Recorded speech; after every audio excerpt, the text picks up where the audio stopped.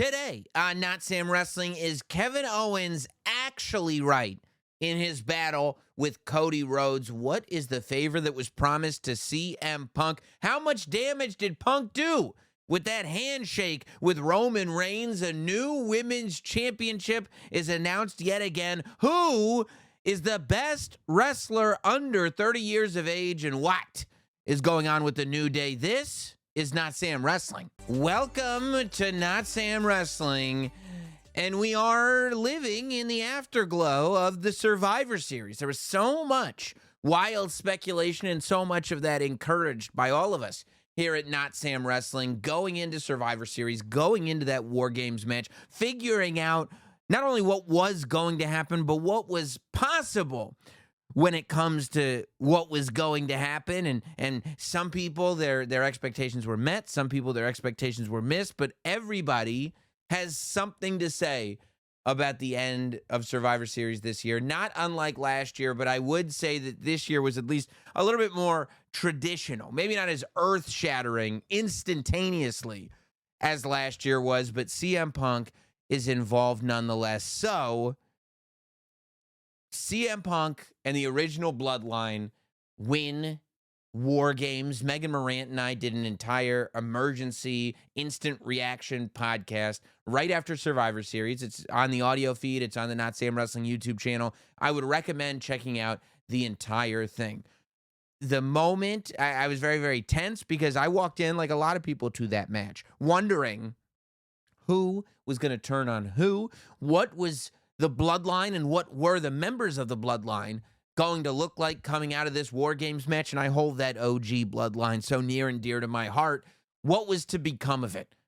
And as the end of the match built, and you saw Solo Sikoa staring down Sami Zayn, Jey Uso, Jimmy Uso, Roman Reigns, who had been propped up on that turnbuckle, and even CM Punk, and Solo Sikoa realizing an entire army was after him and still deciding, no, I'm not going to acknowledge you. Because there was this moment where I go, well, is Solo going to acknowledge Roman? And then maybe they don't accept him back because he realizes that he's got no other option. But no, he took out that thumb, got ready to spike, and he caught a super kick from Jey, a super kick from Jimmy, a super kick from Jimmy and Jey, sent him into the corner. Here comes a haluva kick. Sami Zayn keeps him up, throws him into CM Punk, hits a go to sleep, and as he's groggy, Roman Reigns hits him with the spear and gets the 1, 2, 3 as the OG Bloodline wins, and Roman Reigns and CM Punk shake hands. Now, then they left all together. Each embraced Paul Heyman, albeit differently. They all embraced him. CM Punk made reference to the fact that when it was time to collect the favor, he was going to come and collect it. And then they all posed together at the end of the night with the ones in the air and CM Punk with that go-to-sleep gesture. I think first and foremost, Roman Reigns and CM Punk shaking hands, to me, storyline-wise, sends shockwaves across multiple different fronts. Going forward, I said this on the instant reaction show, and I still stand by it. From both CM Punk and Roman Reigns' perspectives, they both made a deal with the devil when they shook each other's hands. It's just each have their own individual devil that they've made that deal with. CM Punk can no longer take the high road when it comes to the discussion of Roman Reigns. CM Punk, in real life and in character, in what you read on the internet and what you see on television, has been somewhat of a model citizen since returning to the WWE. He's had his differences with Seth Rollins. He's had his differences with Drew McIntyre, but ultimately has been cool with most people. It wasn't shocking that he was cool with the Usos. That was well documented. It wasn't shocking that he was cool with Sami Zayn. As a matter of fact, we saw Sami Zayn and CM Punk embrace the same night that CM Punk first returned. If you look at that backstage footage that the WWE's YouTube channel put out prior to Survivor Series. But what was surprising was CM Punk and Roman Reigns shaking hands. CM Punk just shook hands with who in storyline is the most polarizing person in the entire locker room. And I say polarizing to be polite. He's the guy that terrorized that entire locker room and is somehow now building allies. And CM Punk is one of the early ones to jump on. Now, I said going into War Games, CM Punk is in a different place than anybody else in that locker room because CM Punk was never really wronged by the bloodline in any major way. CM Punk wasn't in the WWE during the vast majority of the bloodline's reign of terror. So, in terms of personal motivation, CM Punk's history with Roman Reigns, maybe it goes back to when Punk was in the WWE for the first time and Roman was first on the ascent. Maybe it goes back to the Shield coming in to the main roster as people that were kind of at first protecting CM Punk. But in terms of the bloodline and in terms of this story, CM Punk hasn't been connected to it. Now he is because he shook hands with Roman Reigns. Punk is no longer that sort of independent. I'm on my own here. I'll tell you who my friends are. I'll tell you who my enemies are. Because Roman Reigns, as we know from Cody Rhodes and Kevin Owens, is the superstar who being friends with him is going to piss off other superstars. And that's what we've got to think about when we're looking towards Seth Rollins. Seth Rollins has made it clear that he hates CM Punk. He hates Roman Reigns. Seth Rollins turned down the Roman Reigns bloodline invitation to join the team before Paul Heyman got CM Punk to accept it. We know that something is brewing between CM Punk and Seth Rollins. The last time we saw CM Punk on television, he was telling everybody the night after Hell in a Cell that he was going to take a little bit of time off. And before he could leave, Seth Rollins completely robbed him of his moment, walked out before he was done, and sent him on his way. Bronson Reed was reported to be at least somewhat injured in the War Games match. You know, Triple H made reference to it at the post-show press conference, and Bronson Reed tweeted out something about injuries being temporary, but moments last forever. When you look at that shot of Bronson Reed attempting to hit the tsunami off the top of the War Games cage, and Roman Reigns is pulled off the table by CM Punk. Apparently, there may have been an injury that happened to Bronson Reed when that happened. And so, who knows if the Bronson Reed, Seth Rollins story continues. Because the last time we saw what could have been the blow-off match on Monday Night Raw between Bronson Reed and Seth Rollins, Solo's bloodline got involved. So that really doesn't have a bow on it, the Bronson Reed, Seth Rollins thing. But the beauty of the WWE's style of storytelling right now is even if something doesn't have a bow on it, we can still move forward and we'll always get back to it. There can be multiple balls in the air all at the same time. So the question is, does that handshake with Roman Reigns play into Seth Rollins' absolute and utter contempt for CM Punk? Do other superstars feel differently about CM Punk now? Does this eventually lead to a spot where Kevin Owens has a problem with CM Punk? Because if Kevin Owens had a problem with Cody Rhodes, he should have a problem with CM Punk. Now, maybe you would say CM Punk and Kevin Owens were never friends, so Kevin Owens wouldn't have expected that degree of loyalty, which is possible, but still, a friend of my enemy is my enemy mentality. You know, do some of the other people who had rivalries with Roman Reigns and still have... How does Cody Rhodes feel about CM Punk and Roman Reigns shaking hands? Cody Rhodes can't get all high and mighty about it because Cody Rhodes had his own reasons to team with Roman Reigns, but history between Cody and CM Punk is complicated. Does Cody Rhodes feel a certain kind of way about CM Punk shaking hands with Roman Reigns? There's a lot of people. And then on the Roman Reigns side, Roman Reigns has just as many consequences for that handshake as CM Punk does.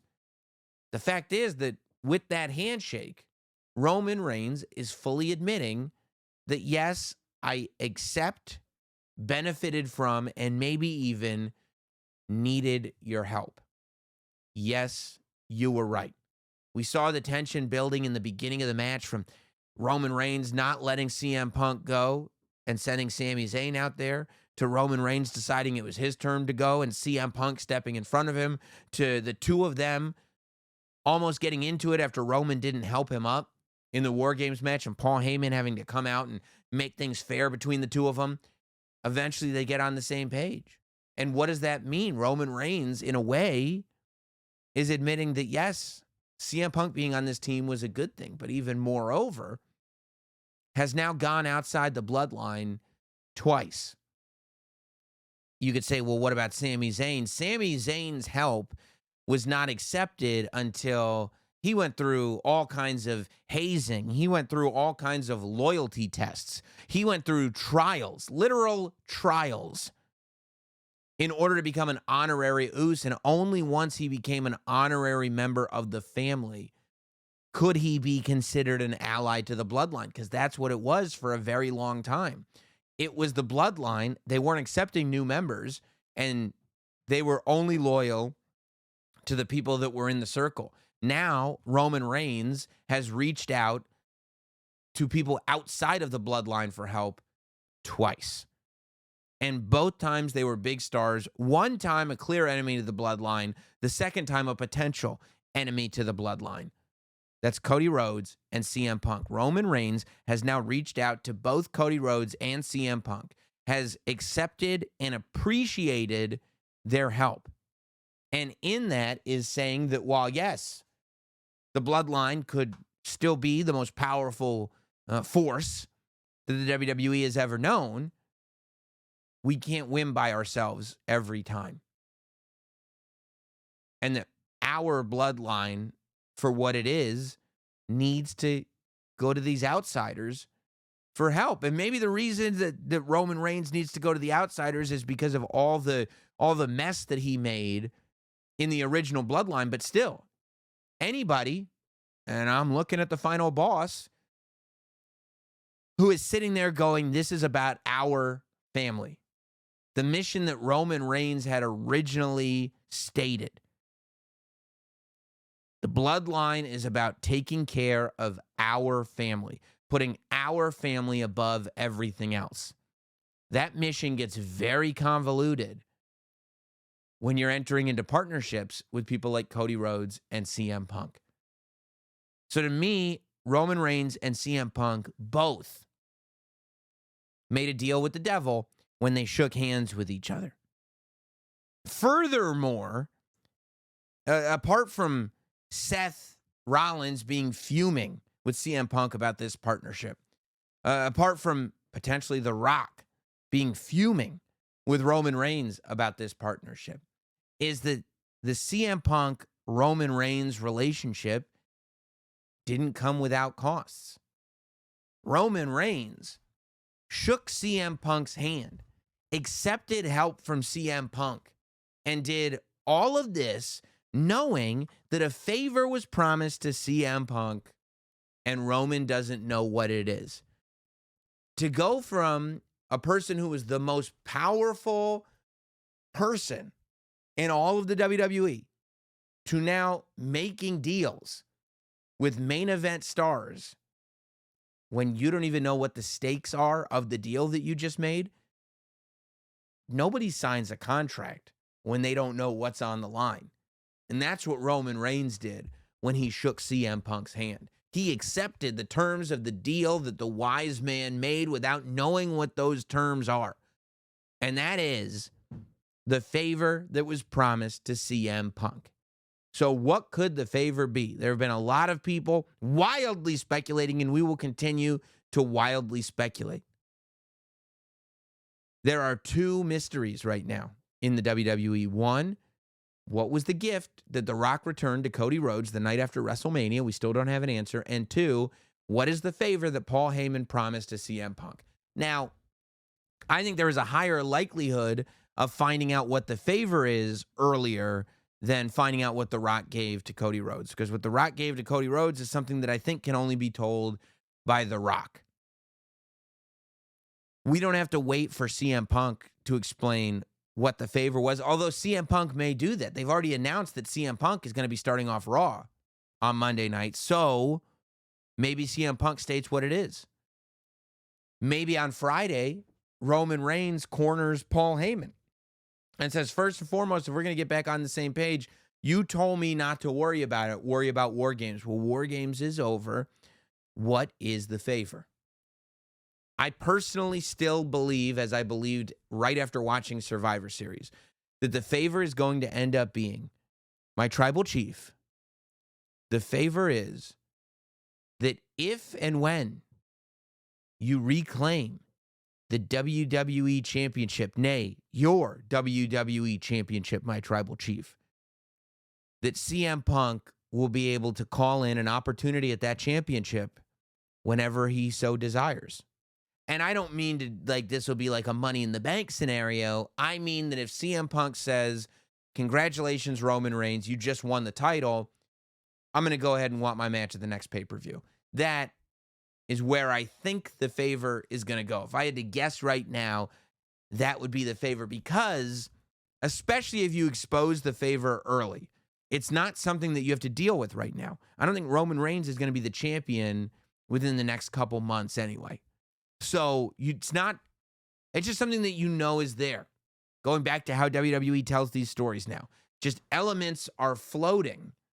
And eventually, when all the components come together, you realize that thing that's been floating up here, now it's time to pay it off. So they can explain to us now that that's the favor that was called in, and Roman can be annoyed about it, but Roman's going to have to suck it up because he and the wise man have to get back on good terms. CM Punk is on Raw. Roman Reigns is on SmackDown. They don't have to deal with each other. They don't have to interact with each other. Roman Reigns can accept that Paul Heyman made that deal, even if he doesn't agree with it, and move on from it. But when I say move on from it, it's not gone.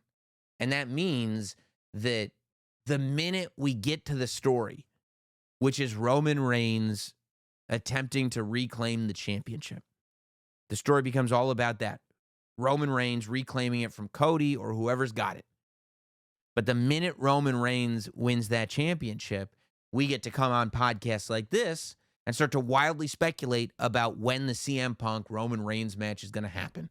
Because CM Punk versus Roman Reigns was on that short list of dream matches for Punk. Once Punk came back, it was, honestly, I don't know if Drew McIntyre was there in the very beginning. The very beginning, it was Punk and Rollins, it was Punk and Rhodes, it was Punk and Reigns.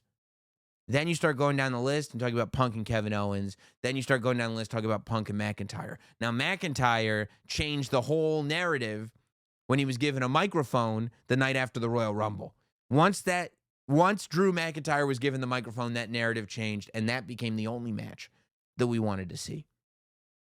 But realistically, the minute CM Punk returned to the WWE is when we started having conversations about CM Punk versus Roman Reigns. When we see that sit down on SmackDown and the tension between the two of them, and the fact that CM Punk not only feels that he has the star power and drawing power to not be intimidated by Roman Reigns, to know that the deal that he has with WWE cannot be affected by Roman Reigns, but to also know that he has just as close, if not a closer bond with the wise man than Roman Reigns does. I mean, you talk about preying on insecurities.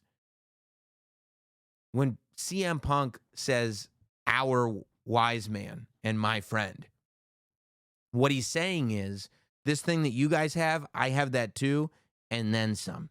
And it goes back further, and it goes down deeper than it does with you. So when it's time to do this, is Roman going to be able to look at Paul Heyman the same way? Is Paul Heyman going to be able to look at Roman the same way? And, by the way, by the time we do this between Roman and CM Punk, is Paul Heyman even going to be in Roman Reigns' corner? Because there is still speculation, wild speculation, that Paul Heyman could end up still siding with this new bloodline, because that's the other question that we have.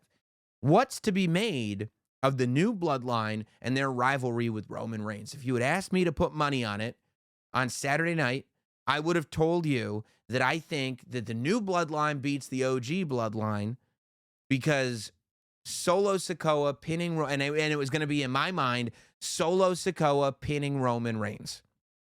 Because in my mind, Solo Sikoa pinning Roman Reigns on 2 consecutive PLEs puts the Roman Reigns Solo Sikoa rivalry in a different stratosphere. Now takes you on this journey where maybe the new bloodline is the premier bloodline. And it is amazing that we walked into Survivor Series with people, not everybody, but some people truly feeling like Solo's new bloodline may be the direction where everybody's headed, with moments like this from Jacob Fatu. I love you, Solo! With Bronson Reed standing by them, with Solo Sikoa having this new confidence and this sort of main event aura. It's a different type of aura that Solo Sikoa has built, but you best believe Solo Sikoa has built an aura to be coupled with that Jacob Fatu aura. But now that Solo Sikoa has been flatlined by the entire bloodline, we saw this moment where, even though we know the Avengers are always going to win, even though we know that the Avengers are the greatest collection of heroes that anybody's ever seen, for a second we go, what if Thanos is too much? What if the Infinity War is too much? What if... And then at the very end, they might lose Iron Man. Maybe Captain America's got to go back in time. But ultimately, the team, of course, is going to win. And that's the moment that we saw, with Solo Sikoa being stared down by all the great heroes that we've come to know for the last, 2-3 years. We thought they were villains, but maybe they were never villains. But all that said, I don't think that a one-on-one match between Solo Sikoa and Roman Reigns is something that carries over for months at this point. I think that after Survivor Series, it's been well established that when the new bloodline is working together, they're a formidable force. But with the wise man, and that's the difference. That's the difference that I talked about at Crown Jewel. Going into Crown Jewel, the bloodline had the numbers. They did not have a plan. And while Roman Reigns maybe wasn't smartened up to the plan, Paul Heyman made sure that CM Punk was. And that War Games match went through with the wise man's plan, which is why they were able to win. The story that we are slowly but surely telling is the strength of the bloodline is boiled down to not only its members, but the wise man's plan. The wise man is an essential piece, which is, again, why if the wise man were to head over, turn on the OG bloodline and go to the new bloodline all of a sudden becomes far more formidable, because now they're the ones who have the plan. And maybe that could happen in the future still at some point. I don't see it happening in the immediate, because why would the OG bloodline win with Paul Heyman only for Paul Heyman to turn on them after he's won with them? If there's anything we learn about the history of Paul Heyman, he at least attempts to side with the winners. That's his team. The winning team is his favorite team. I think Roman versus Solo is a match that we're going to get to sooner than later. Saturday night's main event is only 2 weeks away. But I would not be surprised if we see Roman Reigns versus Solo Sikoa at Saturday night's main event. I still see Roman Reigns entering the Royal Rumble match. I see Roman Reigns winning the Royal Rumble match. This Royal Rumble match is 10 years removed from the Royal Rumble match that Roman Reigns won and got booed out of the building for in Philly. 10 years later, to come back to the Royal Rumble, to do it in Indianapolis, and to have a stadium going nuts because Roman Reigns just won the Royal Rumble, it would be a sight to see. That said, it could also be the event that we see Roman Reigns versus Solo Sikoa. Don't forget, one of the greatest moments in Rumble history was the 2023 Royal Rumble pay-per-view, one of the only Royal Rumbles ever, where the night ends, and the highlight of the night is not the Royal Rumble match itself, but an angle. Sami Zayn turning on Roman Reigns. Maybe Solo Sikoa versus Roman Reigns is the main event of Royal Rumble this year. But I do think that, especially with that pinfall, you can go straight to Solo and Roman at Saturday night's main event. And then you've got a show where you've got the Women's United States Championship final. You've got Cody Rhodes versus Kevin Owens. And you've got Roman Reigns versus Solo Sikoa. And maybe even, who knows who Gunther will face at that point. Who knows what kind of match you'll have for CM Punk at that point.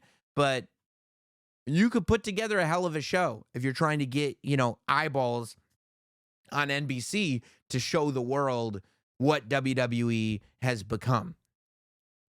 But I've got to believe, too, that Roman Reigns beats Solo Sikoa. So if we're going to get to that Solo Sikoa match sooner than later, between now and the beginning of February, say, maybe it happens on Netflix Raw. One of the big events between now and the Royal Rumble, including the Royal Rumble, I think we're getting this Solo Sikoa versus Roman Reigns match. And I think Roman Reigns is going to beat Solo Sikoa. So if you're coming off this with Roman Reigns pinning Solo Sikoa at War Games, having the one-on-one match and beating Solo Sikoa, what's to be made of Solo Sikoa? At that point, is that the point where Jacob Fatu turns on Solo Sikoa and takes the Ulafala for himself? Or is that the point when The Rock returns and takes over the bloodline? Because even though Solo Sikoa lost, he trusts Solo Sikoa losing and staying true to the bloodline than he does Roman Reigns winning and doing it with the help of people from outside their family. And then we build to The Rock versus Roman Reigns. Or are we not even doing The Rock versus Roman Reigns? Are we paying off what we started the night after WrestleMania and doing Cody Rhodes versus The Rock? I think a month ago on the podcast, I said my pick when I was on Van Vliet's show. I said my pick for WrestleMania would be right now a triple threat match. That was coming off of Bad Blood. Rock, Rhodes, Roman.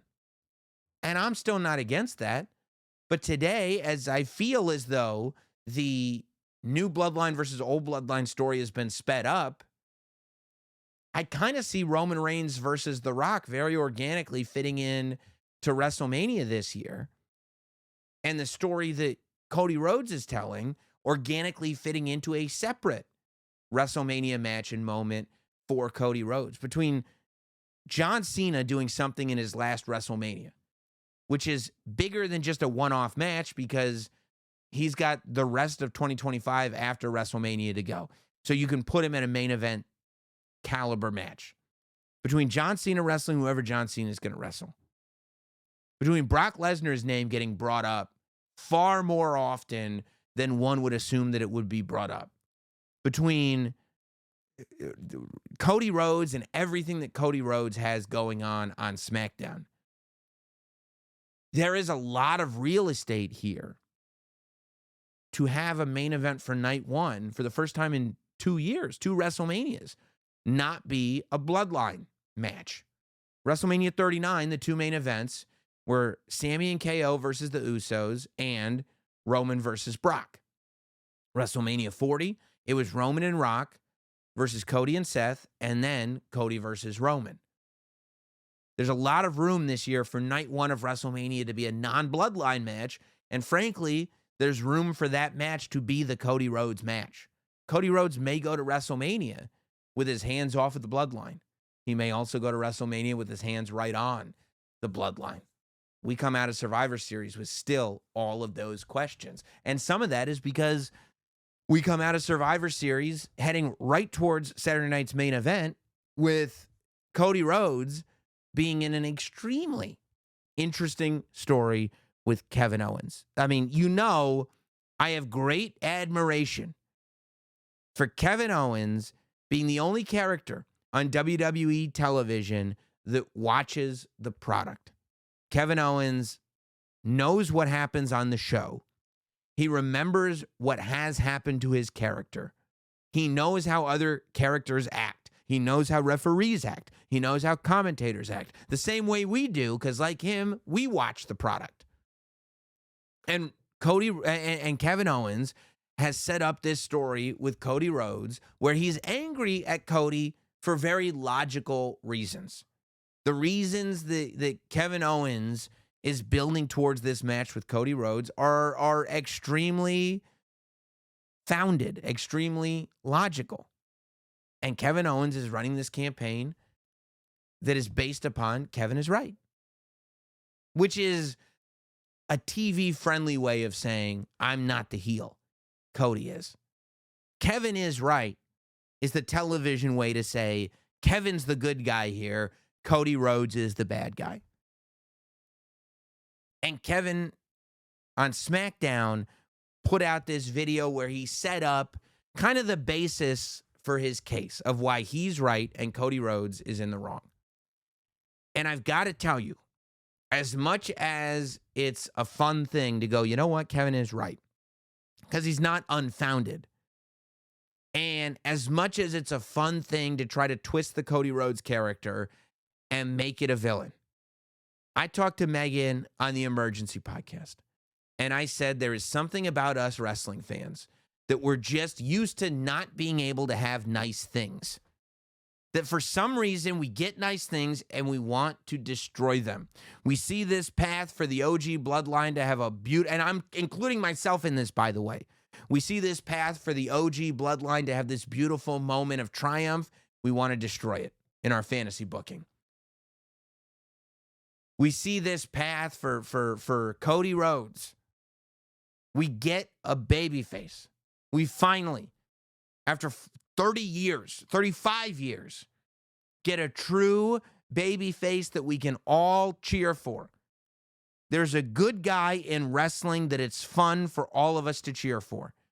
We can look at the kids in the crowd and know that we're cheering for the same person. We don't have to be those weird adults that say the guy that little kid is cheering for sucks and get into arguments with children. We don't have to be that way anymore because we got Cody Rhodes. But there's something in us as wrestling fans where we want to destroy the nice things that we get.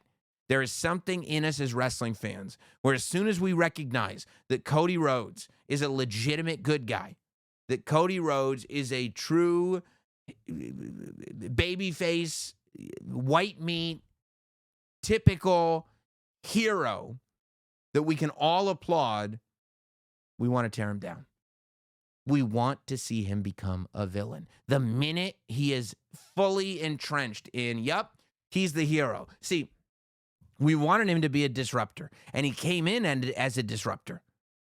First leaving as a disruptor, Indies in Japan as a disruptor, starting AEW as a disruptor, leaving AEW and returning to WWE as a disruptor, being the one to conquer Roman Reigns as a disruptor, taking back the main event of WrestleMania 40 away from The Rock as a disruptor, winning the WWE Championship because he was our disruptor.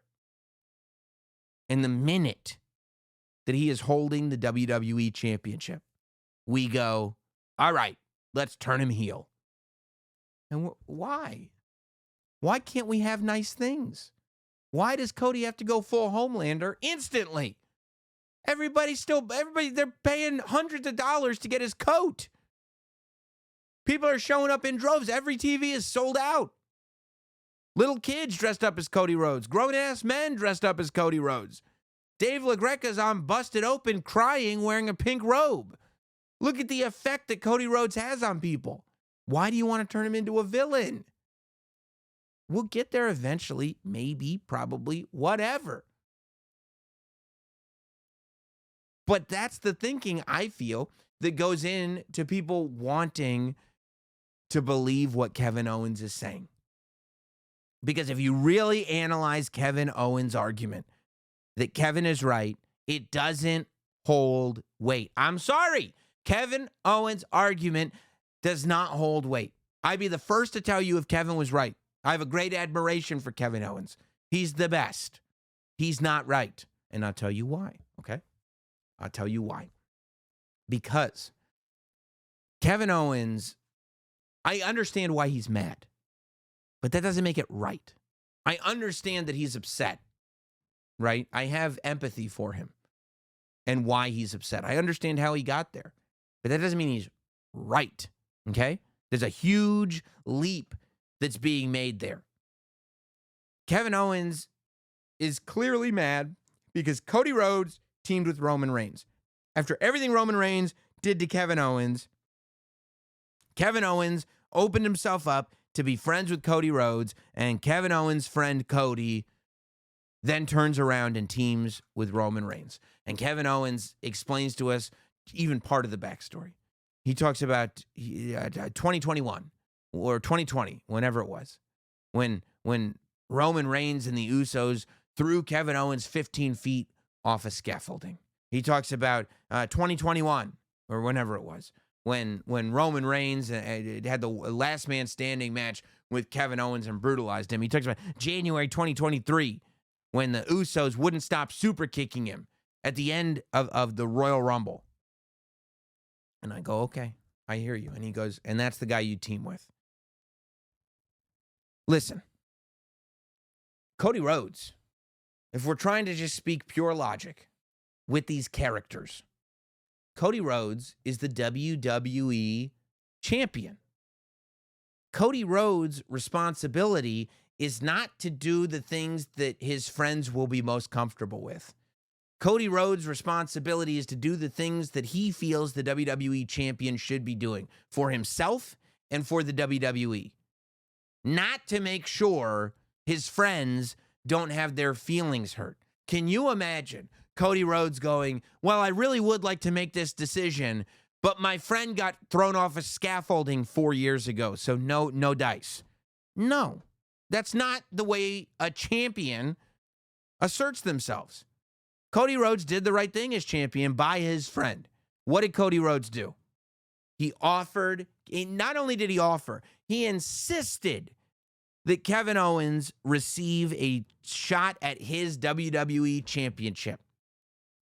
He insisted that he brought Kevin Owens with him to the main event and said, I would like for you to fight me for my title. That way you get the opportunity at the title and do your worst. And even when Nick Aldis said, I don't know, I was trying to set something up with Roman Reigns, Cody left the offer to Kevin Owens on the table. And you know what happened with Kevin Owens? Instead of thinking about becoming the champion, he was thinking about his friendship. He loses the match. Cody Rhodes wins the match. And Kevin Owens is mad. Is he mad at Cody? Is he mad at himself? In that instance, he was mad at himself. Cody did not team with Roman Reigns because he went, here's Roman Reigns, a guy I'd like to be friends with. As somebody that watches the product, Kevin Owens knows. Because I saw Kevin Owens watching that football field. I saw Kevin Owens watching the monitor when Roman Reigns and Cody Rhodes met on that Georgia Bulldogs football field. And the fact is that if we're thinking about this logically, pragmatically, not with our emotions, there was a high level of tension between Cody Rhodes and Roman Reigns. Cody Rhodes does not necessarily want success for Roman Reigns. But Cody Rhodes made it clear, said flat out, I need to stop Solo Sikoa's bloodline. In order to stop Solo Sikoa's bloodline, I will team with you, Roman Reigns. And when Roman Reigns said, I'm coming for my title, Cody said, it's not yours to take. Okay? He didn't go, oh, gee golly, sounds good. I give shots to all my friends. That's what Cody does for his friends. He gives them title shots, unless you're Randy Orton, and Randy Orton may have some other things to say about that. But as the WWE champion, Cody said what the locker room needs is to not have this new bloodline running roughshod over everybody. So what we've got to do is we've got to go and beat them. And so in order to protect the locker room from Solo Sikoa's bloodline, I will team with Roman Reigns to stop them, and then that will be it. Kevin Owens' arguments, when you really look at it, are very surface-level arguments. They do not pass the sniff test to make Cody Rhodes into the villain that Kevin Owens is trying to make Cody Rhodes into. Kevin Owens is coming from a very self-centered, bordering on narcissistic place with his arguments. And when Cody Rhodes teamed with Roman Reigns, Cody Rhodes seemed like he was coming from a place where he was doing something that he wasn't necessarily comfortable with in order to benefit the greater good of what he thought the SmackDown locker room needed. To me, Cody Rhodes is acting like a champion, and Kevin Owens is acting like a human being that is run purely on self-interest.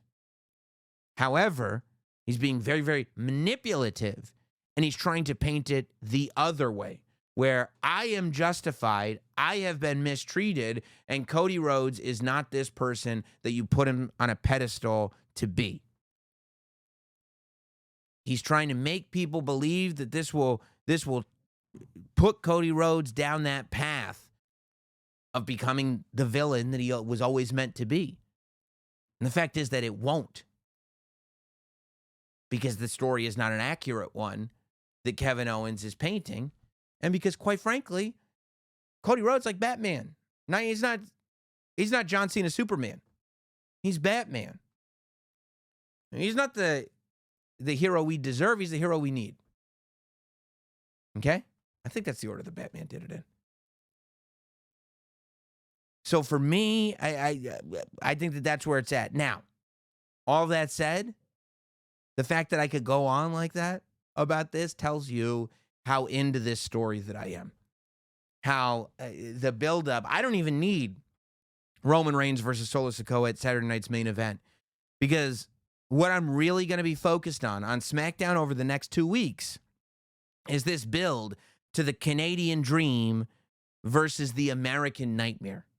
This is old school Kevin Owens. This is beginning of his NXT run Kevin Owens. This is Savage Kevin Owens. Matter of fact, this is Kevin Steen Kevin Owens. Heartless, soulless Kevin Owens. We haven't seen that Kevin Owens in a very long time. I don't think we've seen that Kevin Owens at least since he won the Universal Championship with Triple H's help. At least since then, and maybe even quite a bit before then. Maybe we haven't seen this version of Kevin Owens since the NXT Kevin Owens came in for the run with John Cena during John Cena's Open Challenge era. Which makes me wonder if maybe now that we have this version of Kevin Owens back, we need to run that back with John Cena returning and get a Kevin Owens, John Cena story in this year that we'll have John Cena back. So much.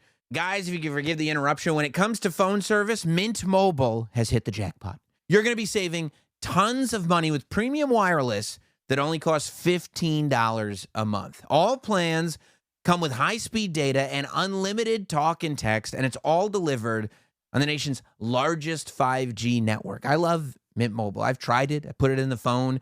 Not only does it all work, not only does the texting and the calls work and everything, but you feel like a winner. You feel like a champ every time you pick up your phone because you never thought you'd be paying this little for a legit phone plan. You keep your same phone. You keep your same number. You keep all your contacts. The only thing that's going to change is that you end up with extra money in your pocket. To get this new customer offer and your new 3-month premium wireless plan for just $15 a month, go to mintmobile.com/notsam. That's mintmobile.com/notsam. Cut your wireless bill to $15 a month at mintmobile.com/notsam. $45 upfront payment required, equivalent to $15 a month. New customers on first 3-month plan only. Speed slower above 40 gigs on unlimited plan. Additional taxes, fees, and restrictions apply. See Mint Mobile for details. To think about, I mean, when you talk about drama, I feel like just because of the timing of these podcast releases, we have not spoken nearly enough about the tension in the New Day, okay? I have said on the record that what I think we're going to do is New Day is going to get to the brink of breaking up, and then something is going to stop it, and New Day is going to get back on the same page and allow them to have one more run as a team. Because quite frankly, I don't want to see New Day break up. Look, I didn't want to see the Usos break up either, and now look what we've got with Jey Uso. Not only do we have a huge main event level singles babyface star, but we've also got the ability to always go back to having the Usos team up and be the biggest team on the roster, and an even bigger team because of how big Jey Uso has become. All that said, I feel like I would like to see the New Day have one more run as a top team in the division before they call it quits. And the New Day celebrating their 10th anniversary this week, I couldn't think of a better time to do it. I had thought that it was going to be all good with the New Day, that there would be tension, because they did a really great job with this story. For a long time in wrestling, we weren't necessarily treated like we understood how human emotions worked. For a long time in wrestling, it was just one tag team partner kicked the other tag team partner in the face. They do that 3 weeks in a row. Now they're broken up. Oh, they're not on the same page. Now they're broken up. This New Day tension has been built over weeks and weeks and weeks and weeks and weeks. And that's how human relationships are. If you and a close friend or a romantic partner, if you guys break up or you guys stop being friends, it's not something where you have one fight and boom, we're done. It's not something where over the course of 3 weeks or a month, you stop getting along and then boom, we're done. The reality is that it deteriorates over a very long time. And there gets to be a breaking point where everything accelerates. But even if you bring it back to the breaking point, the foundational damage to this relationship has already occurred. That's how we got to where we've gotten to. And I think that that's being reflected far more now in WWE storylines, whether you look at DIY, whether you look at kind of the slow build of what's going on with the Street Profits, whether you look at what was happening with Austin Theory and Grayson Waller, and the fact that it seems like those guys are actually not going to break up, which I think is an important thing to do sometimes too. Make it so that it feels like a team is going to break up and then they decide not to, which is where I would like to see it go with the New Day. But then everything changed last week on Raw because Xavier Woods said the thing that you can't take back. I said it on the third hour of Monday Night Raw with Megan. I said, you can say things and take a lot of things back. We all talk about Kofi Mania. The one thing we don't talk about is how Kofi Mania ended. It's too painful for a lot of people. Anybody that really loved being in Kofi Mania, it's too painful to talk about the end. So we skip over it. We go, yeah, Kofi was the WWE champion, then the New Day had more fun as a tag team, and then Big E won the title. That's what we say. But Xavier Woods said the Brock Lesnar word. Xavier Woods said it on Raw. And you gave it all up when Brock Lesnar beat you in 10 seconds or whatever he said. He said Brock Lesnar, and he said he beat Kofi. And every wrestling fan watching went, oh. Because ain't no coming back from bringing up Brock Lesnar and Kofi Kingston. Big E was questioned about it on the post-show of Survivor Series. Wade Barrett was talking to Big E and really trying to press him on answers. See, Wade Barrett has been enjoying the New Day deteriorating, but I love that he even clarified on the post-show that that's because the New Day terrorized him. Going back to grudges that Wade Barrett had when he was competing in the WWE with the New Day, everything counts. Everything counts. So now we've got this Monday Night Raw where we've got the 10-year anniversary of the New Day. Tension is at an all-time high. The Brock Lesnar words were uttered, and I would imagine Big E will be back for it. And I don't know, because it seems like the deterioration has to happen, but it also seems impossible to picture New Day separated. It's also really interesting that technically Karrion Kross is at the center of all of this, because all of this damage started happening when Karrion Kross started kind of sowing the seeds of discontent. And Karrion Kross couldn't have made that up again. That's just somebody that recognizes the foundational damage and realizes If I just give it a little push here, it's going to reveal itself.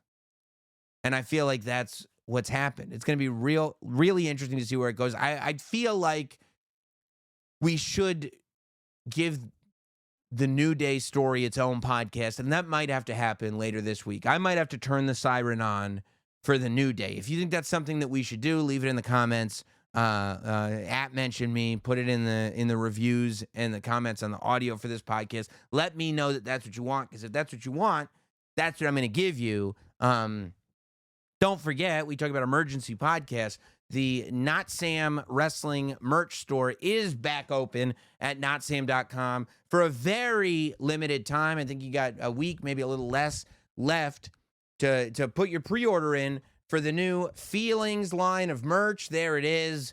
I got the t-shirt on right now. It's the Notsam Wrestling emergency podcast official t-shirt for the first time with the new Notsam Wrestling emergency podcast logo. Feelings on the front. Just the best hoodies, the best t-shirts, the best long sleeves. Pre-order now. The pre-order window will close this coming Monday. And once the pre-order window is closed, these things don't go back up for order. That's it. So go to notsam.com, click on the store link, or go to notsam.com/shop to go directly there and get you some merch. I want to say congratulations. First of all, I want to say congratulations to Shinsuke Nakamura. Talked a lot about him on the emergency podcast that we dropped right after Survivor Series, but just the coolest thing. And I think we'll have much more time to talk about Shinsuke. But ESPN put out a list of the best wrestlers under 30. And they do this every year, I suppose. Last year, MJF was the best wrestler under 30. And I don't know if it speaks to the general product interest in AEW right now, or just the fact that MJF wrestled a lot less in the last 365 days than he did in the 365 days before that. But he was knocked down to number 2. This is not a gag. This is not ironic. This is real life.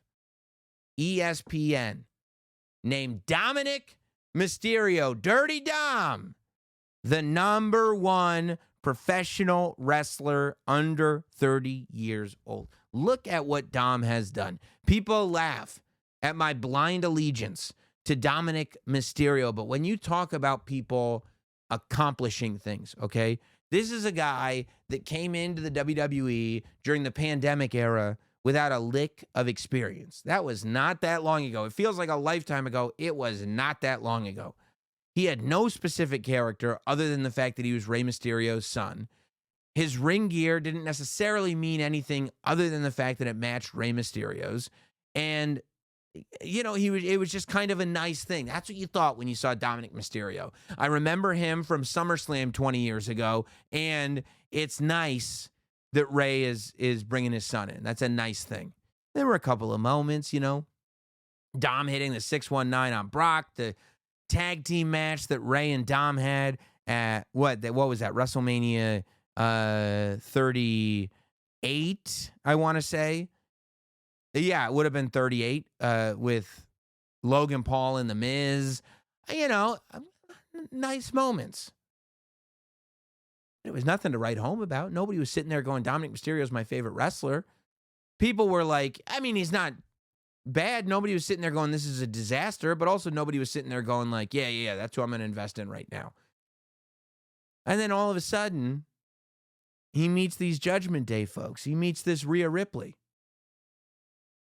And they start shooting these little vignettes on holidays outside the Mysterio house, inside the Mysterio house. On a Thanksgiving, he goes to his family's house, and he terrorizes them on Thanksgiving. The whole world finds out that the Mysterios put up their Christmas tree already on Thanksgiving, not the day after Thanksgiving. They have Thanksgiving dinner with a Christmas tree in the room, which is nuts.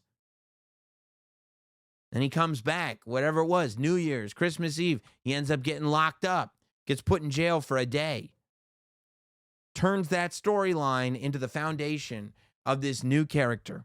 And while people want to simplify it to just that fun character, it was developing a presence, right? Not just in the beginning, but over the years of like, okay, now people are paying attention because they really enjoy the prison Dom character. And he truly, not only did he step into it, not only did he lean all the way in and become this character, but he developed aura.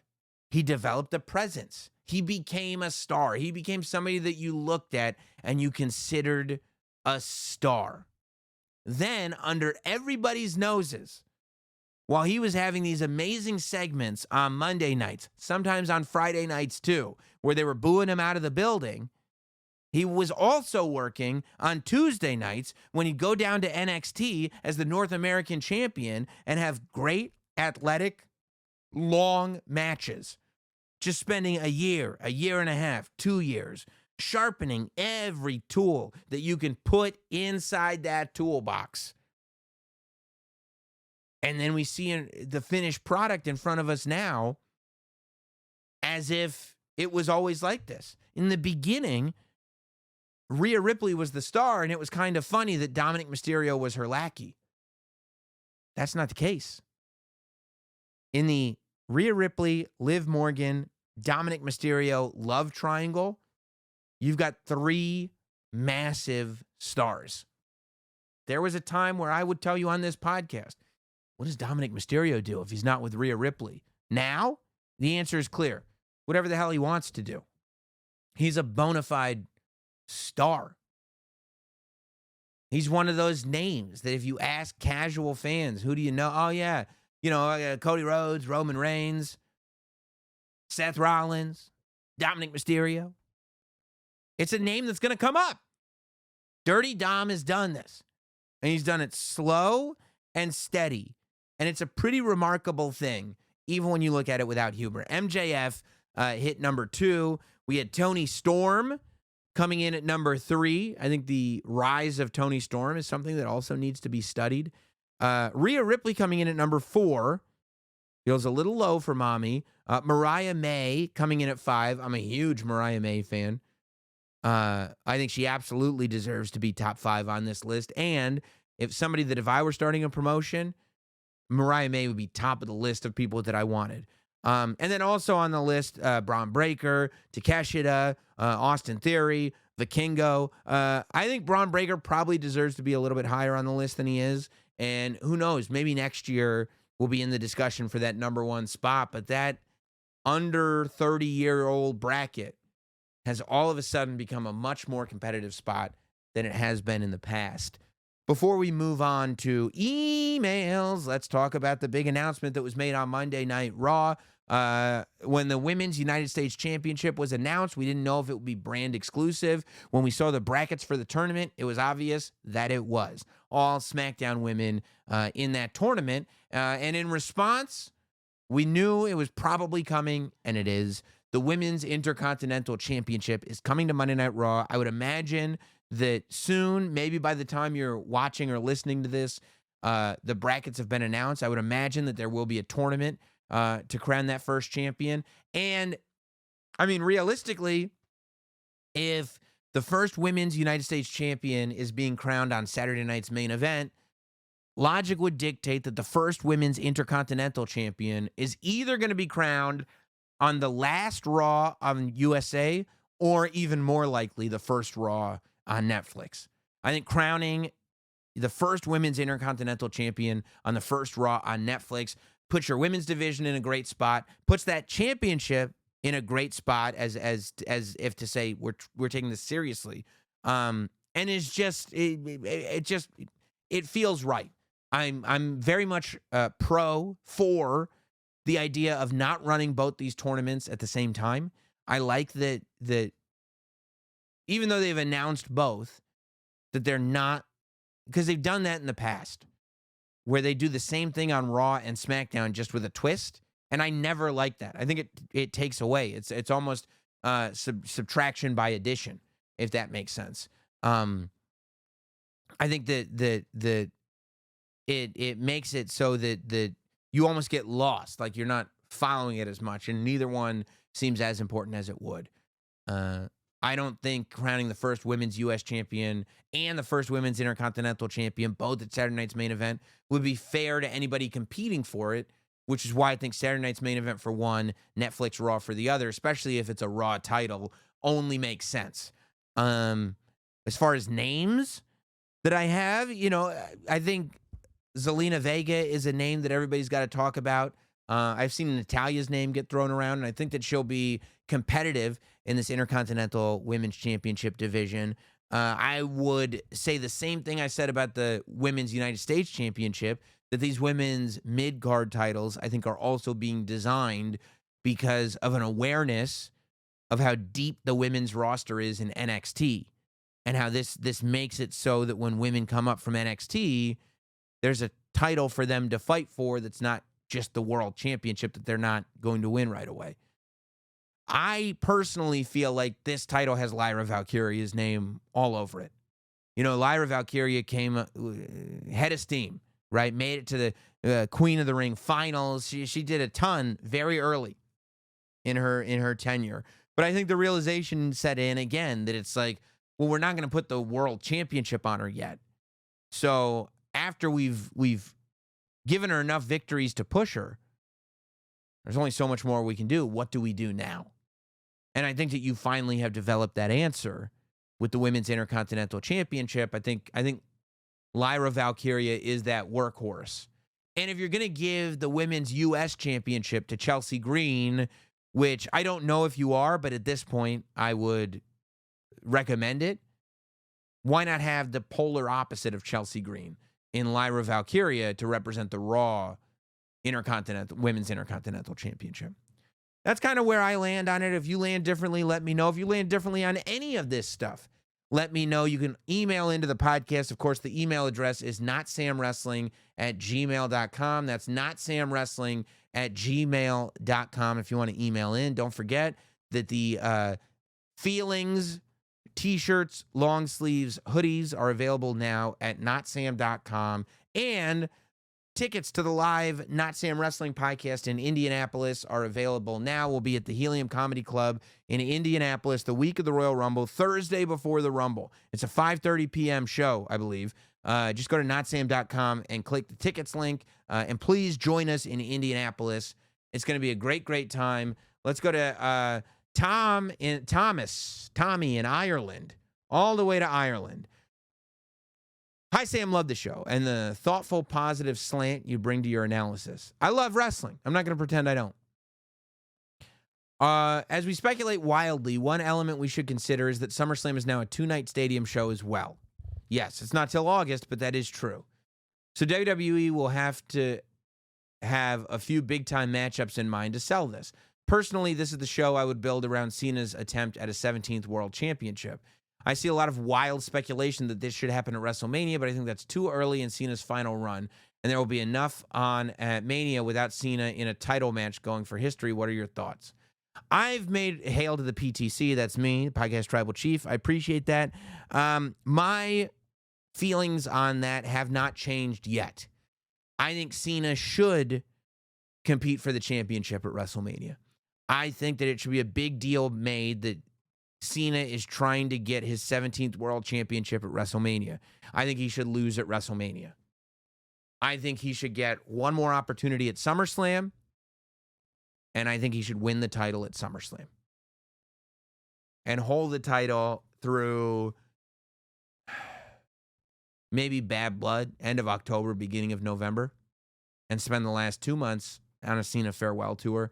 But yeah, I think SummerSlam, if it's not Money in the Bank, then SummerSlam would be a good time to put the championship on Cena. But I do think he should compete for the title at WrestleMania, and I think he should lose. Patrick, losing has consequences, right? No need for anything else. It's I mean, it's got to be answered for, Solo. It's got to be answered for. Larry writes in, hello, my Podcast Tribal Chief. Hope the family is doing well and you had a great Thanksgiving. I had the best Thanksgiving. Got the best family.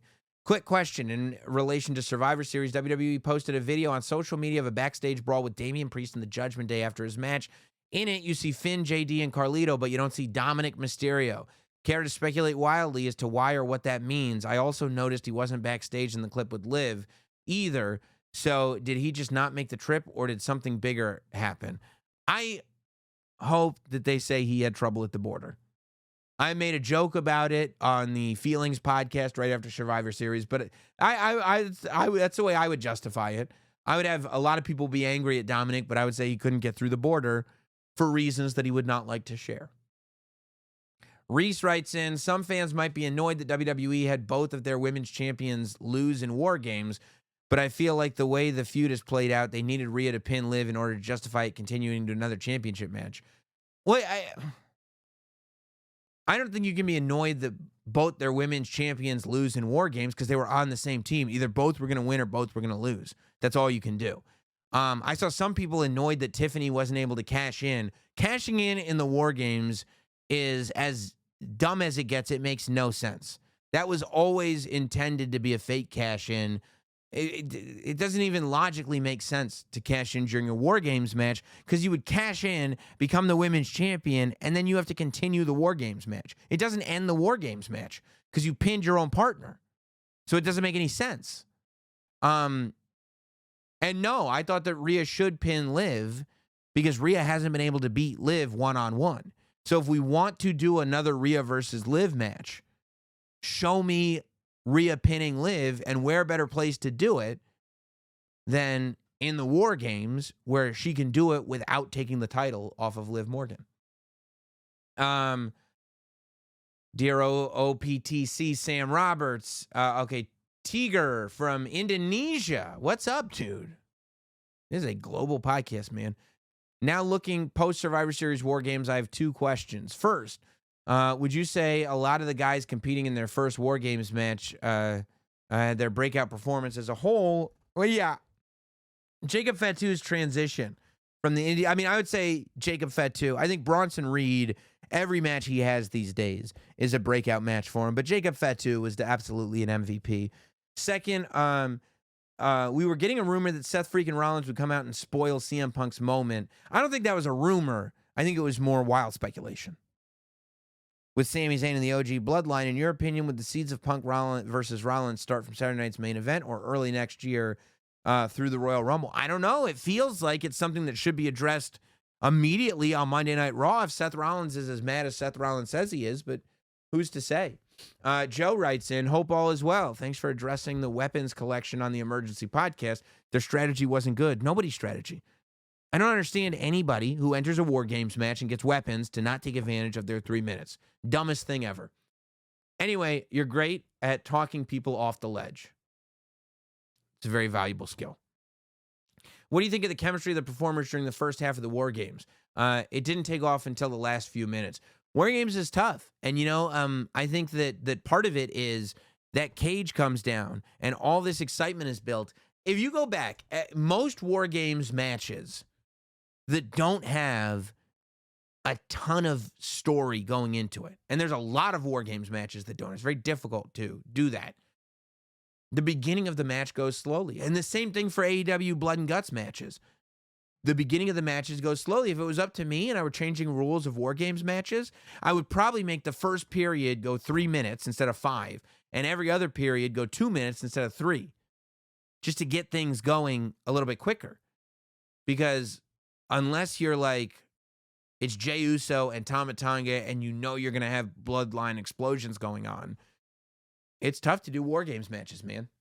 Matt writes in, hope you and the family are well, my OPTC. We're all great. Oh, from Cheshire, England. I love it. I sent this prior to the Feelings podcast, so apology if it's already been discussed. Where was The Rock? Don't know. Where was Paul Heyman's turn? He didn't turn. Where was the big surprises? The big surprises was The Rock wasn't there and he didn't turn. Look, here's the thing. If you're all these things, these big surprises that people were expecting, it's not a big surprise if you're expecting it. Nobody was expecting The Rock to come out at Bad Blood. That's what made it a big surprise. It was a big surprise that the OG Bloodline just simply won the match straight up, and that CM Punk and Roman Reigns were on the same page, and that Paul Heyman is back with the Bloodline and didn't turn. These were surprises. And I think the fact that people didn't expect it at all is why they're going, and not sure at first if they were feeling it or not. But you got to let them cook in scenarios like this.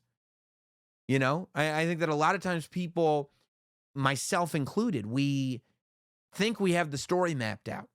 It doesn't go the way it has to go for the story to be mapped out the way people like me and us saw it going. So we go, what do they not know what they're doing? That's not how the story goes. It is how the story goes. We made it up differently. That's why it's called wild speculation. It's a wild thing to do. And I'm just here to say sometimes the good guys win and it's awesome. The finish and then the 5 minutes after were iconic. I felt the mana. Okay, there you go. Okay, so we're on the same page. I love it.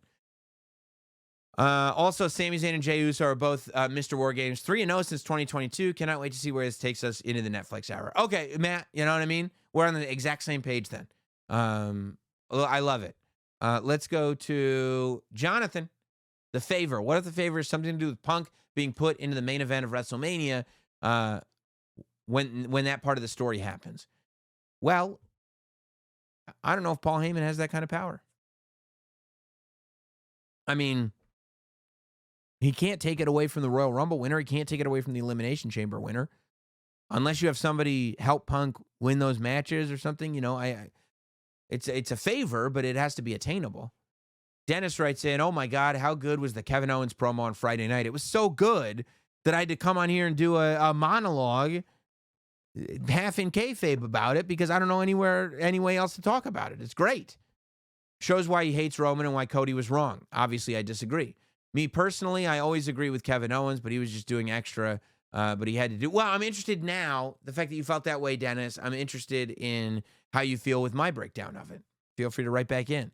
Tyler writes in, not Sam. I believe Mr. Heyman calls me Sam, not Sam.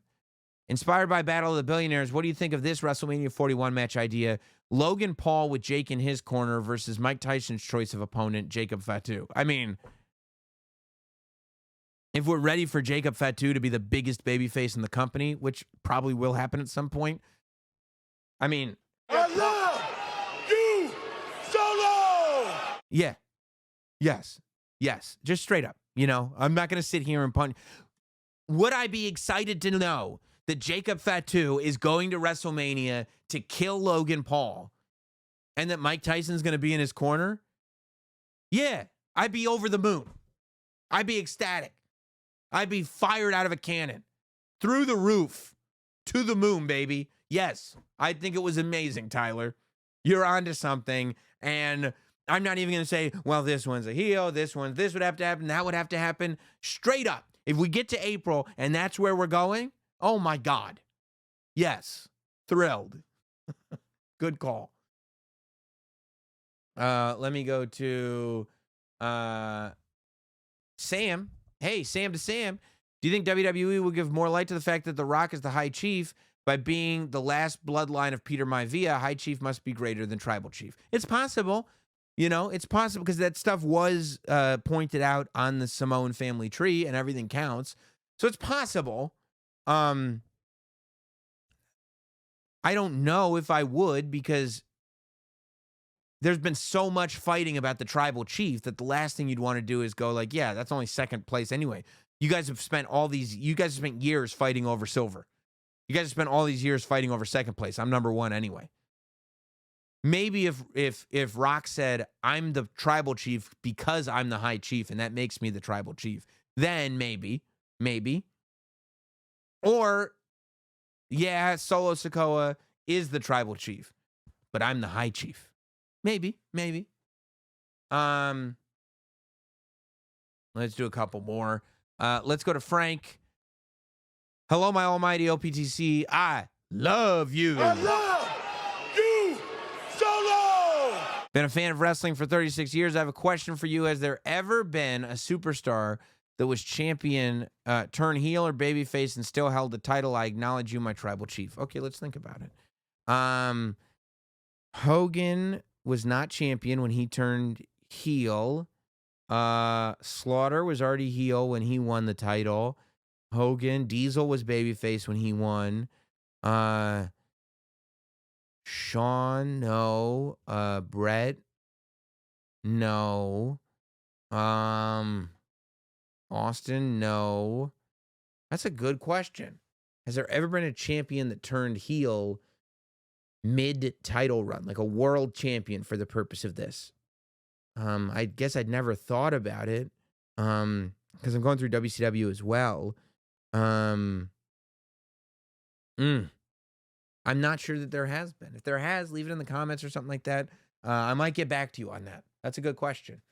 Michael writes in, I love you, not Sam. I love you, Solo! One's up for my OPTC. I know this is preliminary, but I implore you to speculate wildly on what angle Randy Orton will take on his heel turn with Cody. It seems like Cody has had his back and is seeking to avenge what KO did to him. So why would Orton turn on Cody unless he also blames Cody for these events happening? I'll tell you. I'll tell you why.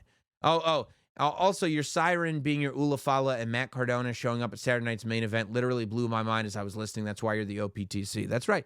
That's right. This is right here. Where's my siren? This is my Ulafala, okay? Nobody's taking this from me. You can take it from my cold, dead hands. That's my Ulafala. This is what makes me the podcast tribal chief. There's no other discussions to be had about it. And yeah, I think my Matt Cardona theory was pretty good. I think Randy will come back. I think Cody will beat Kevin Owens.